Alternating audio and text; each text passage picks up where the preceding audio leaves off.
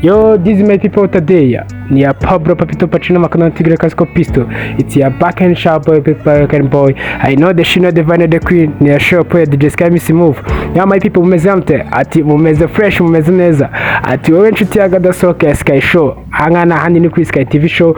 Nava no murongo twabonye uboneye kuba twabagezaho izi update zino mihanda zigiye zitandukanye. Aho nawema kubazanira update zigaruka kuri showbiz cyane, haba showbiz nyarwanda ndetse na showbiz zigiye zitandukanye zo hanze y'igihugu cyacu cy'u Rwanda. So for right now tuje muri update zivuga kuri aba bastari. Rero natinze tugiye kubanza tuzinyuremo izo nkuru ubundi tugaruke tuzivugeho for right now. So turahera ku nkuru ivuga ku muhanzi Sheebah Karungi. So rero uyu wundi ni umuhanzi Sheebah Karungi, navuga ngo ufite inkomoko hano mu gihugu cyacu cy'u Rwanda.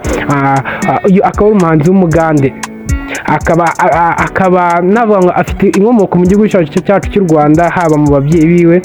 Navuga ngo hagati ya papa na mama we ntabwo mbyibuka fresh, ariko afitemo umubyeyi w'umunyarwanda cyane ko nawe ariho hantu yavukiye ndetse ari no hantu yakuriye, ndetse akanagira n'ibikorwa bimwe na bimwe abasha kuba yahakorera, nyuma akaza kuhava akerekeza mu gihugu cy'Ubuganda akajya gukomerezayo kariyeri y'umuziki. Navuga ngo ni naho navuga ngo yaba yarakabye amatware ya showbiz yaho ndetse na artist. So for right now navuga ngo ni umugore wamaze kwiteza imbere mu bintu bijyanye no kuririmba cyane hari amavuga. Navuga ngo afiteyo much respect iri for right now. Rero muzane update zivuga yuko uyu muhanzi Sheebah Karungi yibarutse umwana. Rero uyu mwana yamwibarukiye mu gihugu cya Canada, aho yarari kuko yari yaragiye guteramirayo, then ariko biza kuba ngombwa yuko anabyarirayo. So rero yari amaze iminsi ari naho ari kuba. So rero uyu Sheebah Karungi niho navuga ni yiho yabyariye yibarukiye, akaba agize umwana wa kabiri. Yaragize umwana wa kabiri we. So izindi update ni update zivuga ku muhanzi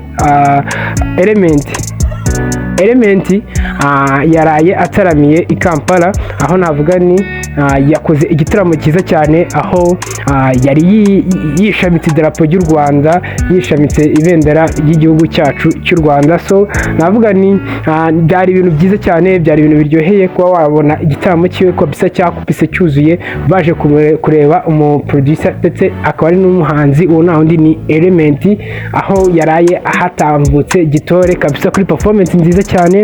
Yariteguye kandi kabisa nicyo kintu cyerekanye yuko byibuza umuziki w'abanyarwanda hari ahantu uri kugenda ugera. So izindi update ni update zivuga ku muhanzi Diamond Platnumz. Mu ijoro ryahise yagaragaye arimo arabyinana n'umuhanzi kazi. Uwo wundi ni umuhanzi Zucu, nk'uko bisanzwe ati ni umuhanzi Zucu babana muri label ya Wasafi Records. So bakaba rero ari n'abakunzi, navuga ngo ni abakunzi cyane. So rero bagaragaye mu kabari bari kubyina indirimbo nshyashya bita Ololfe. Iyo ni indirimbo ya Jux and Diamond Wumwana. So aho bagaragaye barimo barayivibinga, barimo barayibyinamo, bari kuyibyina kabisa bahuje urugwiro. So rero bigaragaza yuko hagati y'ibintu byari bimaze iminsi biri kubavugwa yuko bashwanye, ibyo bintu baba babikapinze ndetse baba bari kwerekana umucyo yuko nta kibazo bafitanye, ahubwo bameranye neza for right now. So katugaruke turebe Wumwana. So ese hari kwibazwa ninde papa w'umwana wa Sheebah yaba yibarutse, akaba yamwibarukiye Canada. Ese hari kwibazwa ninde papa w'umwana Sheebah yaba yabyaye, cyane ko bitigeze binavugwa ndetse bitanazwi, ariko hagiye hagaragara amafoto menshi agiye atwita, ariko tukabura papa w'umwana.